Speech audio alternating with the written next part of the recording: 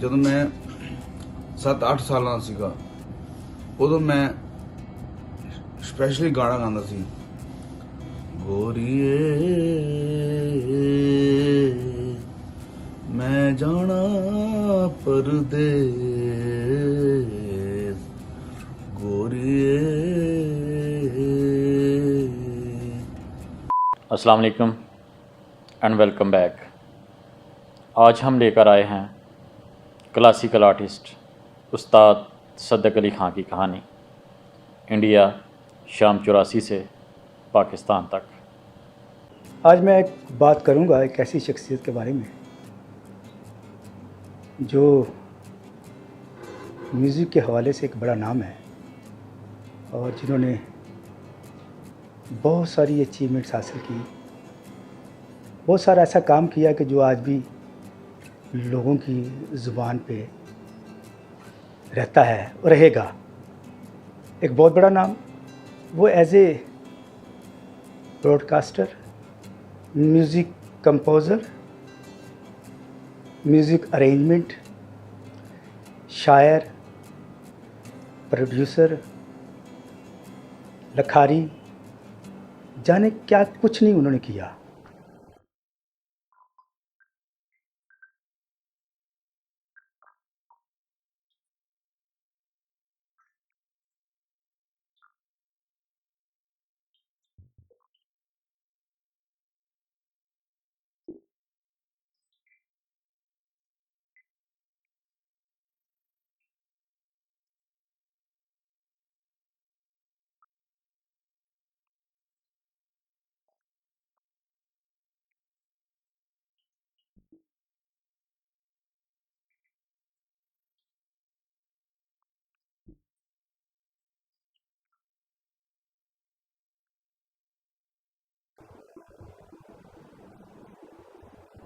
शुरू तो उन्होंने बहुत छोटी उम्र से ही गाना शुरू कर दिया था और उन्होंने अपने दोनों बड़े भाइयों से गाना सीखा। पहले मैं थोड़ा सा उनका तारुफ करा दूं, फिर मैं बात को आगे बढ़ाऊंगा। आज मैं बात करूंगा उस शख्सियत के बारे में जिनका नाम है उस्ताद तसद्दुक़ अली खां। इनका तल्लुक़ शाम 84 घराने से है और इनके बड़े भाई उस्ताद नज़ाकत अली खां, उस्ताद सलामत अली खां अली बरादरन के नाम से पूरी दुनिया में जाने जाते थे। आज के इस प्रोग्राम में आना मुझ पे फर्ज था और ये तसद्दुक़ अली जाने का हक था कि मैं आऊँ। देखिए, शाम 84 एक इतना बड़ा घराना है, सारी दुनिया में इसका एक नाम है। पाकिस्तान जब बना तो ये अपनी पूरी फैमिली के साथ और अपने दोनों छोटे भाइयों के साथ, उस्ताद अख्तर अली खां और उस्ताद ज़कर अली खां के साथ, अपनी वालदा के साथ शाम 84 इंडिया से पाकिस्तान लाहौर तशरीफ़ ले आए। यहाँ पर इन्होंने अपनी ज़िंदगी के कुछ दिन गुजारे लाहौर में। उसके बाद फिर ये फैमिली मुल्तान शिफ्ट हो गई। मुल्तान वो जगह थी यहाँ से इस फैमिली ने पाकिस्तान में अपने आप को मनवाया, क्योंकि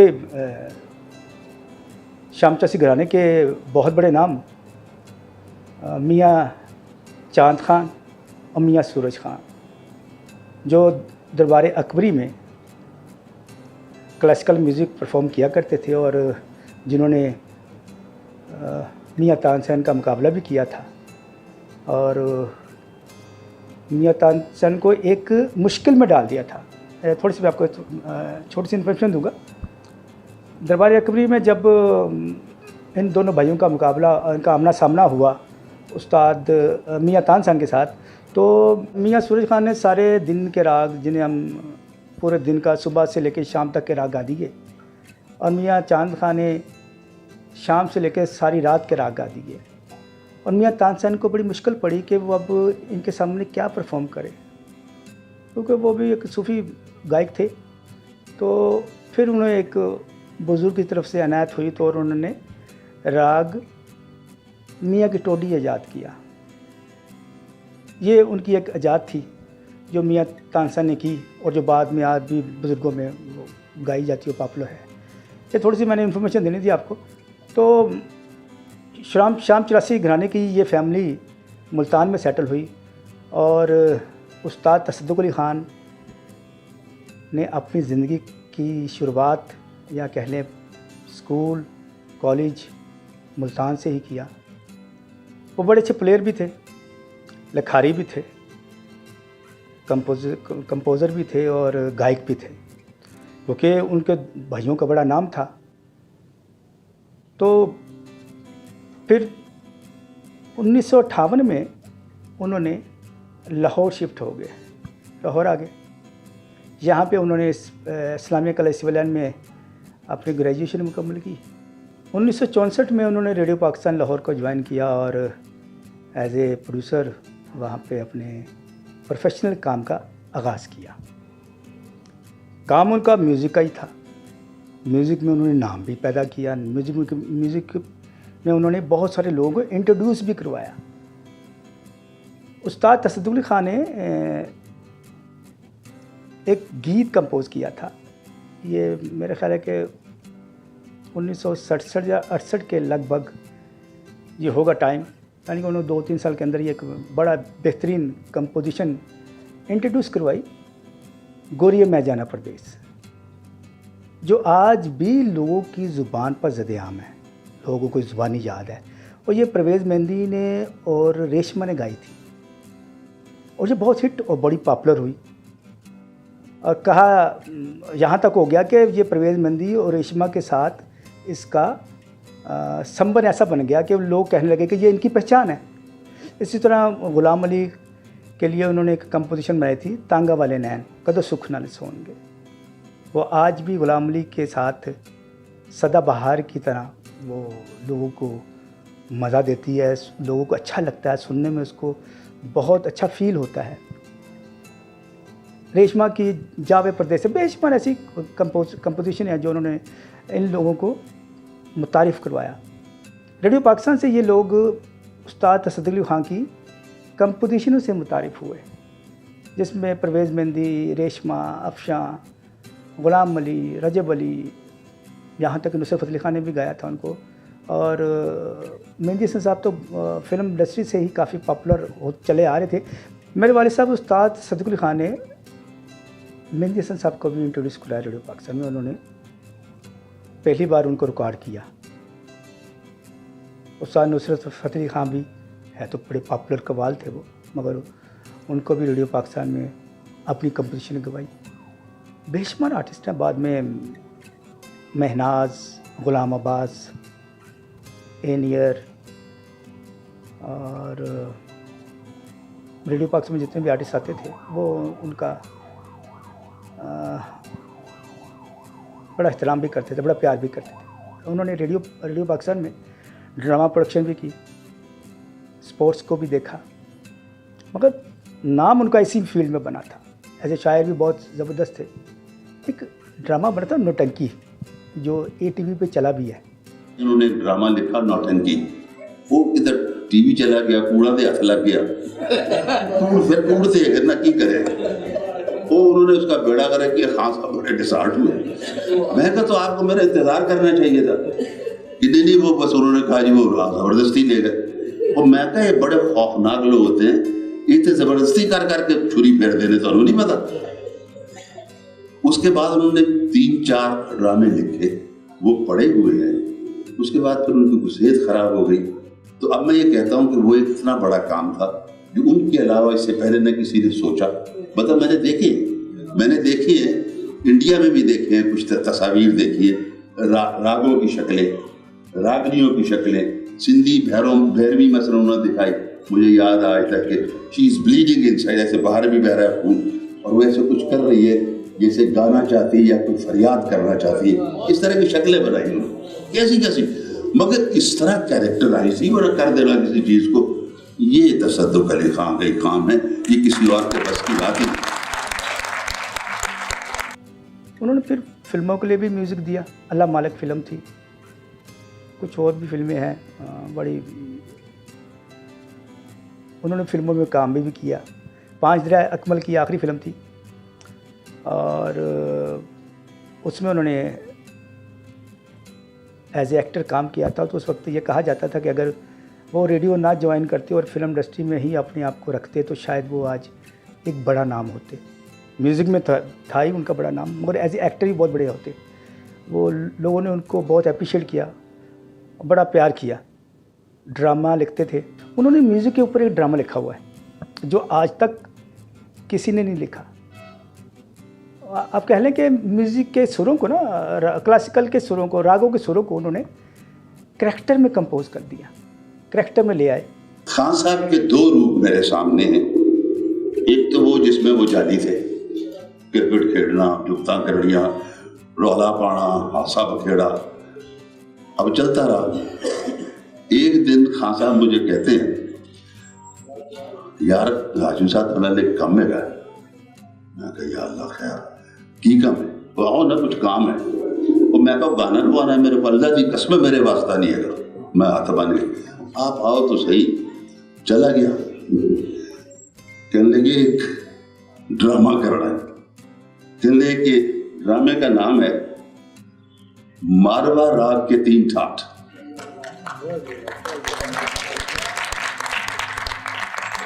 एक ठाठ में 3 राग हैं, पूरिया है, मारवा है और सोनी है।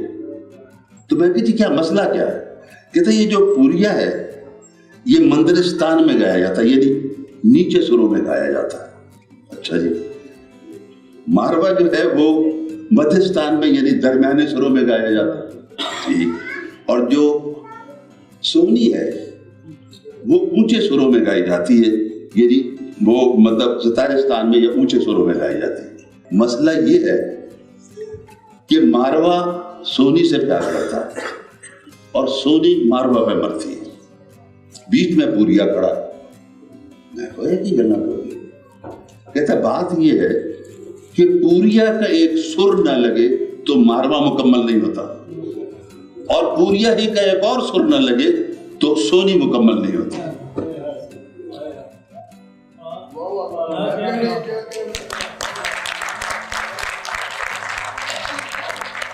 जब उन्होंने ये कहा कि मुकम्मल नहीं होता, वो भी नहीं मुकम्मल होता, मैंने उनका हाथ पकड़ लिया और वो दोनों एक दूसरे से प्यार करते हैं। मैं कहा खान साहब दिस इज ग्रीक ट्रेजेडी, ये तो अलमिया है, यूनानी अलमिया है, ये क्या है मुझे बताओ। कहता होना है ना था थे होना में कसना बह जाते। फिर कुछ 4 घंटे मैं उनके साथ बैठा रहा, बातें होती रही। अब मैं चाहता हूं कि मैं 2-4 जुमले उनके सुना दूं उस वक्त के। मारवा कहता मैं तो इसी आस पर जिंदा हूं, तुम मेरी जिंदगी हो, ख्वाहिश हो, मेरी आशाओं का मस्कन हो, हमारे दिल एक साथ धड़कते। सोनी कहती है अब तुम मुझे छोड़कर तो नहीं जाओगे? मारवा कहता नहीं नहीं कभी नहीं। सोनी हंसती है, मैं भी कुछ किस कदर भूली हूं ये जानते हुए भी कि तुम मुझे कभी नहीं मिल सकते, तुम्हारी आस पर जिए जा रहे हो। बिल्कुल ऐसे जैसे कोई समंदर के किनारे रेत के महल बनाता है। मारवा कहता सोनी तुमने फिर दिल जलाने वाली बातें की, मुझे गुस्सा आ जाएगा, क्या फर्क है तुझ में और मुझ में? सोनी कहती है 2 जिस्म 1 जान। मारवा कहता है 2 दिल 1 जिस्म। सोनी कहती है तेरा रिकब मेरा है। अब इसको जरा सुनेंगे, ये कौन लिखेगा यार? नहीं लिखेगा। मारवा कहता है 2 दिल 1 जान। सोनी कहती है तेरा रिकब मेरा है। मारवा कहता तेरा गंधार मेरा है। सोनी कहती है तेरा निखाद मेरा है। मारवा कहता तेरा धेवत सुर, तेरा धेवत वादी सुर मेरी जान और निखब संवादी सुर मेरी रूह है। सोनी कहती है तेरा गंधार मेरा वादी सुर और धेवत संवादी सुर मेरी रूह है। मारवा हम तो एक ही कश्ती के सवार हैं, लेकिन न जाने एक अनजाने खौफ से क्यों मेरा दिल कांपता है। सोनी कहती है साजन मुझे किसी ऐसी जगह ले चलो जहां संगीत के मतवालों के सिवा कोई ना हो। मैं तो खुद ऐसी जगह जाना चाहता हूँ सोनी, हम ऐसी वादी में चले जहाँ संगीत ही संगीत हो, प्यार ही प्यार हो। सोनी कहते ठीक चलो। ठीक सोचा तुमने, जल्दी कदम उठाओ, आओ हम चलते हैं। चलने लगते हैं। दूर से एक आवाज कान में पड़ती है। मारवा कहता है, ठहरो, ये किसकी आवाज है? सूरी गौर से सुनते ही, ये तो कोई अपनी आरोही अवरोही कह रहा है। ये देखिए, आप जरा जगह देखिए, वो गौर से सुनते हैं, कहते ये क्या है? कैसे कोई अपनी आरोही अवरोही कह रहा है। सोनी, मारवा तुमने ठीक, मारवा कहता है, सोनी तुमने ठीक कहा, आरोही अवरोही बिल्कुल पूरी आदमी है। ये उस ड्रामे का पहला सीन था। फिर ये जैसे हमने किया और जिस तरह ये हुआ, ये सोनी का रोल किया था मास्टर गुलाम हैदर साहब की साहबजादी, बहुत हमारी अच्छी आर्टिस्ट तस्कीन हैदर साहिबा ने, और पूरिया का रोल किया था हैदर अब्बास ने, अल्लाह उसके दर्जात बुलंद करे। वो छोटा सा रोल था, वो गिगल्स थे उनके। मगर मैं आपको सिर्फ ये बताना चाहता हूँ कि जैसे शहर साहब ने कहा, बहुत बड़े म्यूजिक डायरेक्टर थे, बहुत बड़े सिंगर भी थे, बहुत बड़ा घराना, बहुत बड़ा नाम, इसमें क्या शक है, कौन इसके ऊपर उंगली नहीं रख सकता। मगर किसी को ये मालूम नहीं, मैं आपको बताना चाहता हूं कि जिस तरह रागों की शक्लें जानी ने बनाई है, मुझे किसी और के नजर नहीं। और ये मैं पूरे चैलेंज से कहता हूं कि ऐसी शक्लें ना सरहद के इस पार ना सरहद के उस पार ही किसी ने बनाई है। रागों को कंपोज करना तकरीबन मेरा ख्याल है कि वो हम नौटंकी में उन्होंने 50 से ऊपर रागों में कंपोज किया था। ये भी एक बड़ा काम है। बहुत मुश्किल होता है कि लोगों को चंद रागों में ही आज का सारी दुनिया का म्यूज़िक समोया हुआ है। फॉर एग्ज़ाम्पल, या तो वो बैरवी में होता है, या पहाड़ी में होता है, या आप कह लें कि भैरव में होता है, सुबह के राग है। बहुत कम होता है कि लोग किसी दूसरे रागों को छेड़ते हैं। आप आजकल तो स्केल बन गए, वो जी वो कह रहे हैं कि जी ये स्केल बजा दो, ये स्केल बजा दो। स्केलों की रेंज है तो बैरवी 12 सुरों की आती है, मगर उसमें स्केल निकाल के लोग गाते हैं। तो उस्ताद तसद्दुक़ अली खान ने इस पे बड़ा अच्छा काम किया और लोगों को नया सबक दिया। लोगों अगर वो आ जाए, मार्केट में आए और लोगों के सामने आए, ये रागों की तरतीब और ये करैक्टराइज की जाए इसकी, तो मेरे ख्याल कि ये बहुत अच्छी टीचिंग भी है। और लोग उनको इसी बात पे एंजॉय करते थे, इसी बात से पसंद करते थे कि उन्होंने हर चीज़ को बड़े मुश्किल अंदाज को भी बड़ी आसानी से पेश किया। थोड़ा सा शायद लोगों को कम पता है कि वो एज ए गायक सामने नहीं आए, मगर उस्ताद सलामत अली ख़ान, उस्ताद नज़ाकत अली ख़ान के बाद अगर किसी को शाम चसी घराने में पसंद किया गया था तो वो उस्ताद तसद्दुक़ अली ख़ान थे, कि उनकी रेंज, उनका गायकी का अंदाज़ अपने दोनों भाइयों से बहुत मिलता था। ख़ासतौर उस्ताद सलामत अली ख़ान से बहुत उनका गायकी का अंदाज़ मिलता था। उन्होंने पूरी दुनिया के स्टेज पे परफॉर्म भी किया, गाए भी हैं। मेरी खुशी नसीबी है कि वो मेरे वालिद साहब हैं और मैंने उनके साथ पाकिस्तान का तकरीबन हर स्टेज गाया है, एज ए स्टूडेंट भी, एज ए पार्टनर भी और एज ए गायक भी। और मैंने उनके साथ अपनी लाइफ को बड़ा एंजॉय किया। वो जब उस्ताद होते थे तो ऐसे लगता था कि जैसे इनसे शफीक बंदा कोई नहीं है, जो आपको बेहतर अंदाज में सिखाने में आगे बढ़ चढ़ के बताते थे। जब दोस्त बनते थे तो दोस्ती का भी जवाब नहीं था उनका। और मैंने अपने वालिद साहब को, उस्ताद तसद्दुक़ अली ख़ान को एज ए दोस्त बहुत अच्छा पाया, कि उनके साथ मैंने तकरीबन अपनी हर बात को शेयर करता था। और कोई भी मुझे तकलीफ़ होती थी, कोई भी दुख होता था, मैं उनके साथ शेयर करता था। और मुझे वो उसके अंदर बड़ा अच्छा रास्ता भी दिखाते थे कि भाई ये बेटा ऐसे कर लो, ऐसे कर लो, ऐसे कर लो।